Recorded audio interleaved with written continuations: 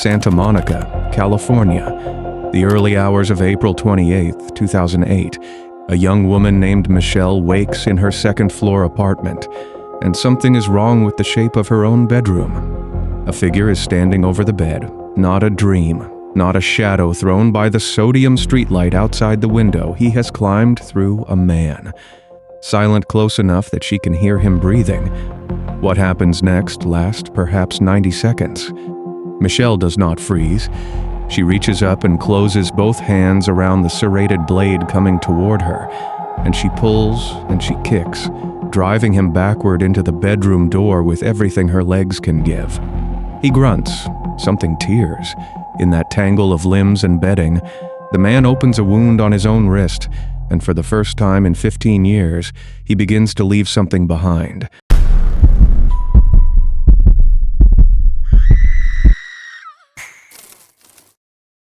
Rewind Glenview, Illinois, roughly 20 miles north of Chicago, a grid of quiet streets lined with split-level homes. Basketball hoops bolted above garage doors. Lawn sprinklers ticking through the long green evenings of a Midwestern summer. In the early 1990s, this is a town where people leave the side door unlocked because the front door is for guests and the side door is for family. Neighbors know which car belongs in which driveway. Kids cut through backyards instead of walking the sidewalk. In one of those homes lives 18-year-old Tricia, the oldest child of Rick and Diane. A recent graduate of the local high school with a summer that is running out fast. She has been accepted to Purdue University. There are boxes stacked in her room, a dorm list on the refrigerator, a countdown of days measured in late nights with friends she has known since grade school. She is the kind of daughter who calls when she is going to be late. Her younger brother, Doug, has a circle of friends who drift in and out of the house, through the kitchen, down to the basement. The way teenage boys do in a neighborhood where every family is on a first-name basis. That August, the whole street is thick with the noise of cicadas and the smell of cut grass. Nothing about it feels like the edge of anything. Move the clock forward, 2001. Los Angeles, roughly 2,000 miles from that Illinois driveway. In the hills just above Hollywood Boulevard, the streets narrow and climb. Hairpin turns with no sidewalks, carports cut into the slope, hedges pressing in on old 1920s bungalows that sit only a few feet apart. Ashley is 22. She grew up in Northern California, and she came south to study fashion design, riding the particular optimism of a young woman who has decided that this loud, sprawling, sunburnt city is going to be hers. She shares a rented bungalow on one of those hillside streets with a roommate. Her days are class, work, friends, the endless calibration of a social life in a town where everybody is one introduction away from somebody. She is magnetic in the way that people remember, decades later, the friend who fills a room. That winter, she has been seeing a young television actor named Ashton Kutcher, whose career is just beginning to catch fire. On the evening of February 21st, they have plans a Grammy party. She is getting ready. The house is warm, the shower is running, and the front door has a lock that any competent handyman could describe from memory. 4 years later, 20 miles east of Hollywood, in El Monte, this is not the Los Angeles of postcards. It is working Los Angeles, low stucco apartment blocks, a freeway hum that never fully stops. Palm trees standing over parking spaces. Maria is 32, a mother of 4, and she is in the middle of rebuilding a life that has come apart. She has moved into a gated complex of 2-story units arranged around a shared courtyard, with car sports at one end, a laundry room, and a pedestrian gate that latches with a heavy metallic click. On paper, that gate is the whole point. It is what you pay for. It is what lets a mother of 4 sleep with a window open in December. Her unit sits close enough to the neighboring doors that you can hear a television through the wall. She is focused on her children, her work, her next step. Now hold those 3 places in your mind: a Glenview back porch, a Hollywood hillside bungalow, an El Monte courtyard. In every one of them, at the relevant moment in time, the same young man lived within easy walking distance. He fixed air conditioners. He was pleasant. He helped people carry things. Nobody had a single reason to look at him twice. The night of August 13th, 1993, is a Friday night in a town where teenagers have nowhere in particular to go and no reason to hurry. Tricia is out with friends. She has been careful about the time, because that is who she is. Sometime after midnight, in the earliest hours of August 14th, she drives home and parks near the house. The family home sits on a corner lot. The route she takes is the route she has taken since she was small, not up the front walk. Around the side, along the driveway, to the back of the house and up the short flight of steps to the door the family actually uses. It is a walk of maybe 30 seconds. The porch light is a small yellow circle in a very large darkness. Behind her, the yards run together, fence to hedge to fence, with no barrier that would stop anyone who wanted to cross them. She reaches the steps. She has her house key out already in her hand, the way you do when you are 3 seconds from being inside. She never gets to use it. Later that morning, before the sun is fully up, Rick comes out of the house to leave for work. He has a routine. He goes out the back, and on the steps of his own home, a few feet from a door he has walked through 10,000 times. He makes a discovery that ends his life as he knew it. His daughter is there. She has been attacked with a blade, more than a dozen separate wounds, and she has been left where she fell. Her purse is untouched. Nothing has been taken from the house. Nothing has been taken from her. The house key is still closed inside her hand. That single detail tells the first responders more than anything else on that porch. She was not lured anywhere. She was not moved. She was standing at her own back door seconds from safety, and the attack was over almost before it began. Glenview police officers who have spent entire careers writing traffic citations and burglary reports are now standing in a suburban backyard at dawn. Working a case of a kind the town has essentially never seen. What follows is a textbook small department response, and that is not a compliment or an insult. It is simply the ceiling of what was possible. Detectives canvass the block. They interview the friends she was with, the boys she knew, the ex-boyfriends, the neighbors, anyone who was awake, anyone who heard a dog bark. They chase the theory that this must be personal, because in a place like Glenview, violence is always assumed to be personal. There is no forced entry to investigate, no ransacked bedroom, no stolen car, no note, no witness. There is no obvious enemy in the life of an 18-year-old girl who was packing for college. Among the neighbors spoken to in those first days is a 17-year-old who lives 1 block away, a young man in the same circle as her brother, Doug, a face the family knew well enough not to question. He is one name on a list of many the evidence technicians do one thing right, and it will matter more than anything else in this story. They collect and preserve scrapings from beneath the fingernails of Tricia. In 1993, that material is close to useless. The genetic testing available at the time needs far more biological material than a few microscopic traces. And the state crime laboratories are years away from the amplification methods that would change everything. So the evidence goes into an envelope, and the envelope goes into storage. And the case goes cold with the specific cruelty of a case in which the answer is already sitting on a shelf. The Pacaccio family stays in that house. They keep using that back door, because what else is there to do? Rick begins the long, corrosive work of a father who will not let a file be closed. Years go by in that suburb with no arrest, no suspect named publicly, and a growing local suspicion that whoever did this simply drove away and vanished. He did not drive far. At first, he stayed in the neighborhood. He grew up. He learned a trade. And in 1998, 5 years after that, August morning, the young man from 1 block away packed up and moved to Los Angeles. where he found steady work as an air conditioning repairman, a job that would put him inside apartment buildings, inside courtyards, inside the private routines of people who were glad to see him coming. Nobody in Illinois flagged the move. Nobody in California had any reason to ask. The file in Glenview stayed on its shelf. And in Los Angeles, a new set of neighbors began waving hello. 1998, the young man from one block away arrives in Los Angeles and dissolves into it, the way tens of thousands of people do every year. He is in his early 20s. He is good with his hands.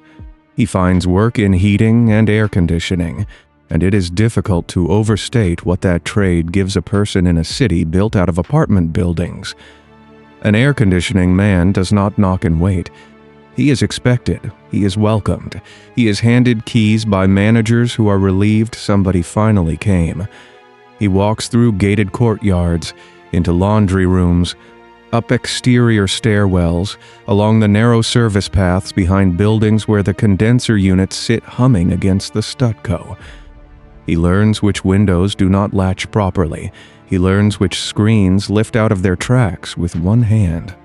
He learns without ever having to ask a single question when a woman is home alone.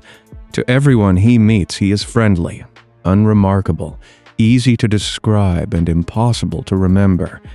He tells people he wants to act. He works nightclub doors. He carries groceries upstairs for neighbors. In a city of strangers, he is the reassuring exception, the guy on the block who will actually help you. By early 2001, he is living in the Hollywood Hills, in the tangle of streets that climb north off Hollywood Boulevard. This is essential geography. So hold it clearly, these streets are barely wide enough for two cars. There are no sidewalks. Houses from the 1920s sit shoulder to shoulder, separated by hedges and retaining walls and 6 or 8 feet of dirt. Their windows facing each other across gaps you could cross in a single stride. From a window on one property, you can watch a bathroom light come on in another. Ashley shares a bungalow on one of those streets with her roommate. The man who repairs air conditioners lives close enough to walk to her front door in under 2 minutes without ever stepping into the open. He is not a stranger to her. He is a neighbor. He has been friendly. That is the entire architecture of what happens next, and it required no cunning at all, only proximity and patience. February 21st, 2001, a Wednesday, there is a Grammy party that night, and Ashley is going with Ashton. She talks to a friend on the phone that evening in the ordinary register of a young woman running late. Ashton calls her more than once. He is on his way. He arrives outside the bungalow at approximately 10:45 in the evening, parks on that narrow street, and knocks. Nothing. He tries the door and finds it unlocked, which is not unusual in that neighborhood. He looks through a window into the front room, and he sees dark stains across the floor. He knows there was a party at that house recently. He decides he is looking at spilled red wine. He decides that she got tired of waiting and went out without him. He leaves. This is one of the cruelest sequences in modern American criminal history, and it deserves to be understood correctly. He was not careless. He was 23 years old, standing in the dark on a hillside street, looking at something that his mind refused to translate. He drove away. In the morning, Ashley was found near the front of her own home by her roommate. She had been attacked with a blade, and the injuries were so extensive that the officers who documented them would carry that scene for the rest of their careers. Her purse was there, her jewelry was there. Nothing had been taken from the house. The Los Angeles Police Department worked it hard from the first hour. Detectives established that she had been in the shower not long before, that the water had been running, that she was preparing to go out. They found no forced entry, because none was necessary. They took latent prints from the door and the frame, and those prints included the fingerprints of a young television actor, which is exactly what you would expect from a man who knocked, touched the door, and pressed his hands to a window. Ashton was interviewed. He told them what he had seen and what he had assumed. His account held up against the phone records, and he was excluded. Then the investigation ran directly into the wall that defines this entire case. Ashley had a large social circle in a city that manufactures social circles. Detectives interviewed friends, co-workers, classmates, men she had dated, men who wanted to date her. They pulled telephone records. They canvassed the street door to door in a neighborhood where the residents were transient. The sight lines were blocked by hedges, and nobody had heard anything over the sound of their own televisions. Among the people spoken to in that canvass was the neighbor who fixed air conditioners. He was pleasant. He was helpful.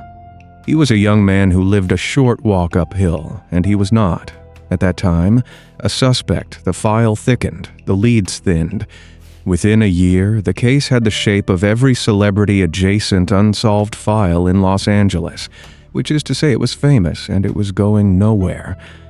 2002, 2,000 miles away. In Illinois, something happens that should have ended this story right there. The Illinois State Police Crime Laboratory has, by now, the technology that did not exist in 1993.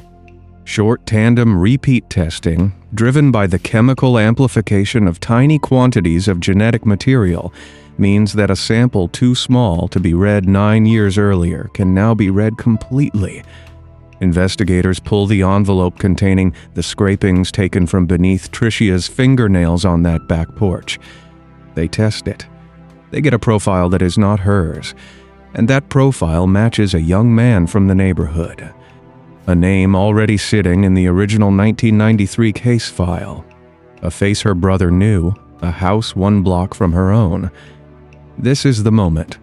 This is where the system had every card in its hand, and then Cook County prosecutors declined to approve charges. Understand precisely how that happened, because it was not laziness. It was risk arithmetic. The sample was extremely small.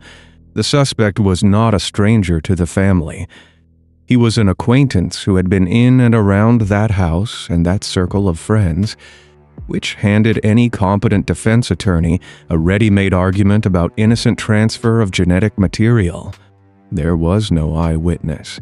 There was no weapon. There was no confession. Prosecutors looked at a case that rested on trace evidence with a built-in alternative explanation, and they concluded they could not win it. So they did not file it. The file stayed open. The Picacho family was told there was a match and that nothing was going to happen. A father who had walked out his own back door in 1993 now had a name and no charge. And he spent the following years pushing, calling, writing, refusing to let the paperwork settle.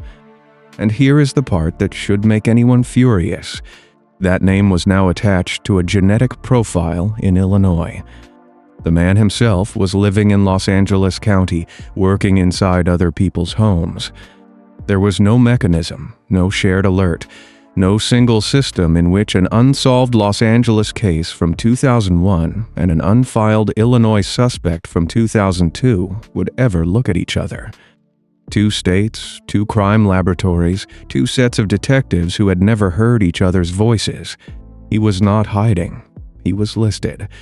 He had a trade license, an employer, a vehicle, neighbors who liked him. He simply moved through the gaps between agencies, which in the early 2000s were not gaps at all, but canyons. In 2005, he is living in El Monte, roughly 20 miles east of the Hollywood Hills, in a 2-story complex arranged around a shared courtyard. With a pedestrian gate that latches with that heavy metallic click and carports at the far end, Maria lives in that same complex. 32 years old, a mother of 4, in the middle of a divorce, working on a fresh start in a place chosen in part because it was gated. Her front door and his are inside the same enclosure. He does not need to cross a street or a fence or a lock. He needs to cross a courtyard. On December 1st, 2005, Maria was found inside her own apartment. She had been attacked with a blade, and investigators recorded specific deliberate injuries that told them the person responsible had not fled immediately. that he had taken his time in that room. Nothing of value was missing. El Monte is its own police department, with its own detectives and its own caseload. They worked the people in her life. As any department must, they processed the unit. They collected what there was to collect. And because they were a separate agency working a separate case in a separate part of the county, nobody laid the El Monte reports beside the Hollywood reports from 4 years earlier to compare the pattern of the injuries, the absence of theft, the absence of forced entry, the presence of a resident handyman who was already a named suspect in an unsolved case in Illinois, 2006. 2007. This is the part of a cold case nobody films, and it is where these years actually went. In Hollywood, detectives periodically re-examined the all-in evidence, resubmitted items as laboratory capability improved, recontacted witnesses whose telephone numbers no longer worked, and answered tips that arrived through the tip line and led nowhere. In El Monte, the Bruno file went through the same slow rotation of review and stall. In Glenview, Illinois, officers kept a file open on a suspect who lived out of state and against whom no charge existed.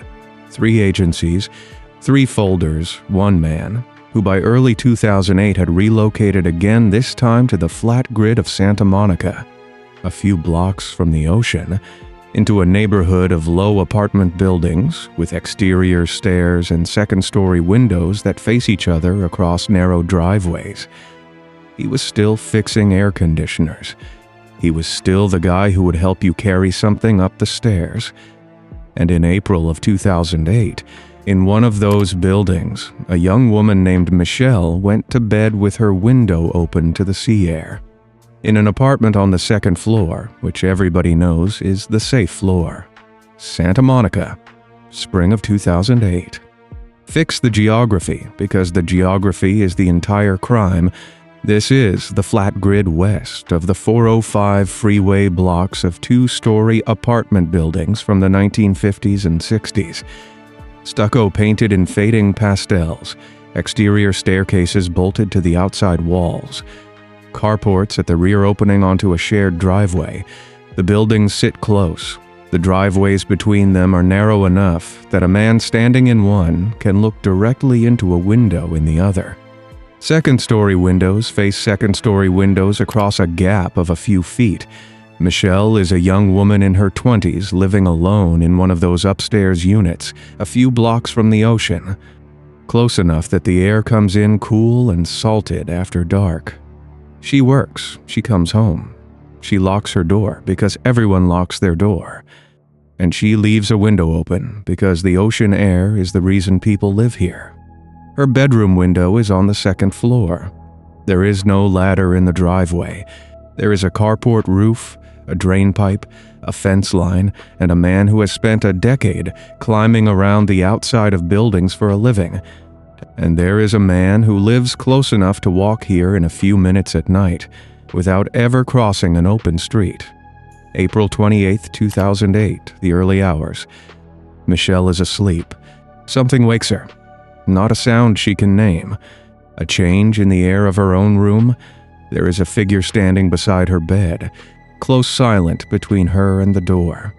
What happens next lasts a minute and a half, and it is the most important 90 seconds in this entire story.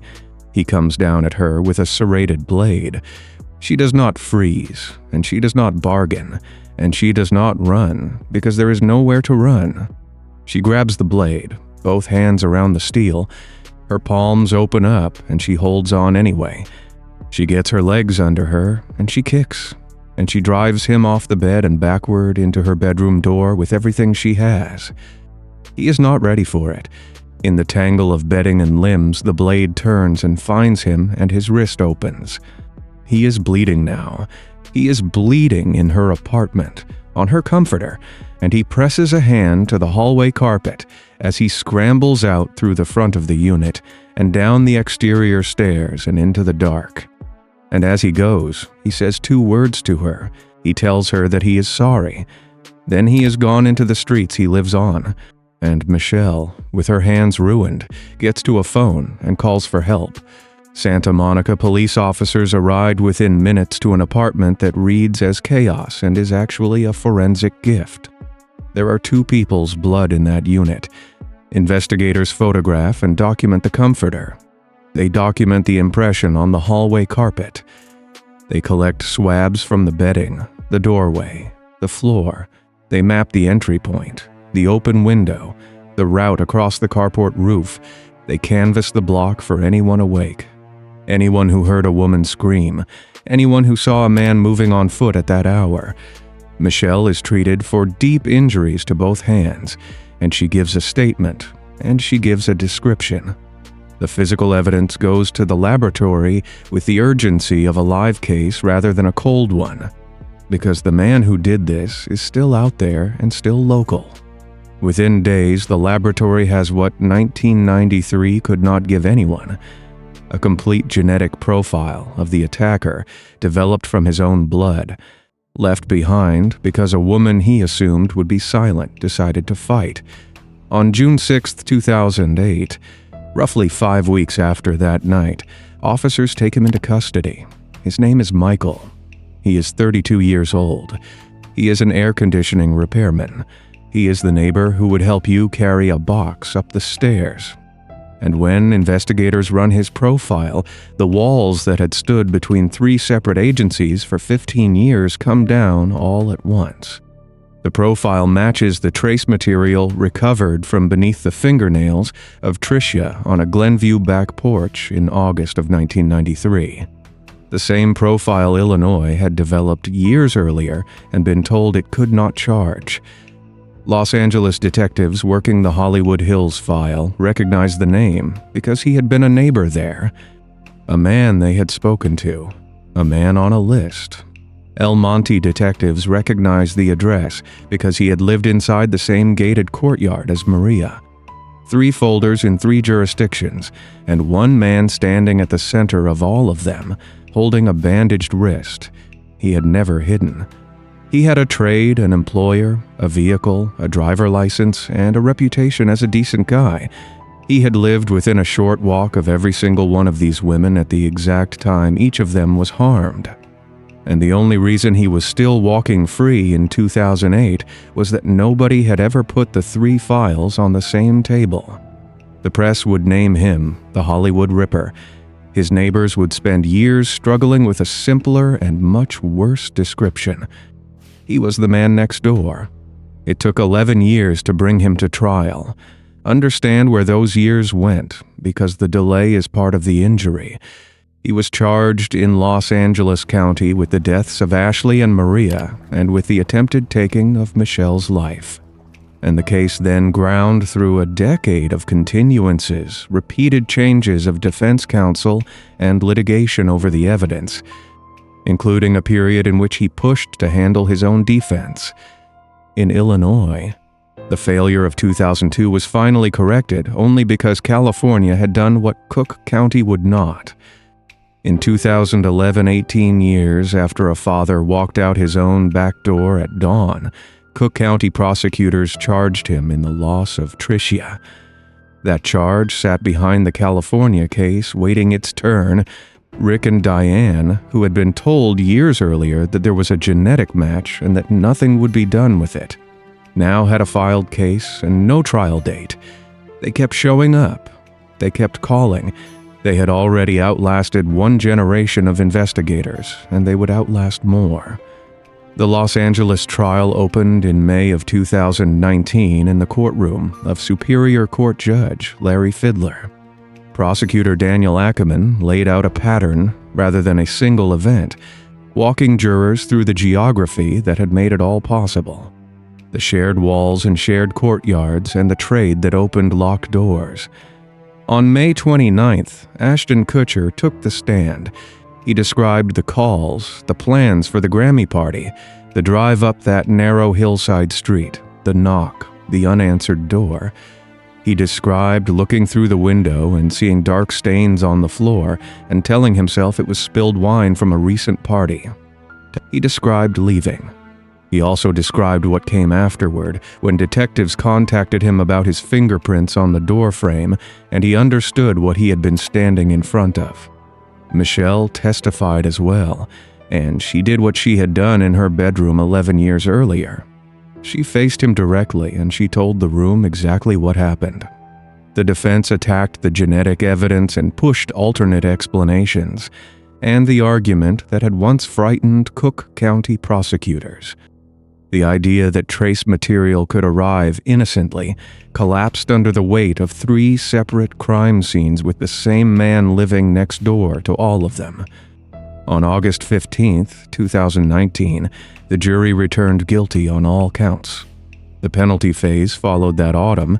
In October of 2019, the same jury recommended the harshest sentence California allows. Formal sentencing was pushed back, and then pushed back again. And on July 16, 2021, Judge Larry Feidler imposed a sentence of death. Families spoke in that courtroom. Ashley's people described a 22-year-old who had come south with a plan and a portfolio. Maria's 4 children had grown up in the years the case sat idle, and the youngest had been small enough in 2005 to have almost no memory of her at all. And here is the final and most modern of this story's frustrations, stated plainly. California has had an official moratorium on executions since 2019. The sentence is real, and it is also, for the foreseeable future, a housing designation. He was moved off the condemned unit at San Quentin as the state began dismantling it. He is fed, he receives medical care, and he is alive, and every family in that courtroom knows it. Then Illinois came for its turn. On September 6, 2024, 31 years after that August morning in Glenview, he was extradited into Cook County custody. He appeared at the Skokie courthouse walking with a cane, wearing sunglasses. A heavy-set man in his late 40s who no longer looked like anybody's helpful neighbor.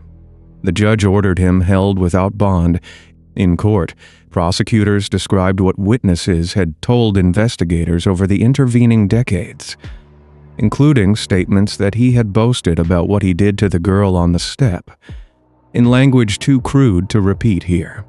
He remains in Illinois custody, awaiting trial in the loss of Tricia. If he is convicted there, he faces life without the possibility of release, stacked on top of a California death sentence that the state has no present intention of carrying out. So this is where the ledger closes. A small department in 1993 preserved a few microscopic traces from beneath a young woman's fingernails. And that decision, made by an evidence technician, whose name almost nobody knows, eventually convicted a serial predator in a different state a quarter-century later. A prosecutor's office looked at that same evidence in 2002 and decided the risk of losing was worse than the risk of doing nothing. And 3 more years of one woman's life and 1 more family's future were spent on that calculation. And a young woman in a Santa Monica apartment, alone, unarmed, waking to a figure beside her bed, closed her hands around a blade and refused to be quiet. Michelle did not just survive. She is the reason any of this was ever known at all.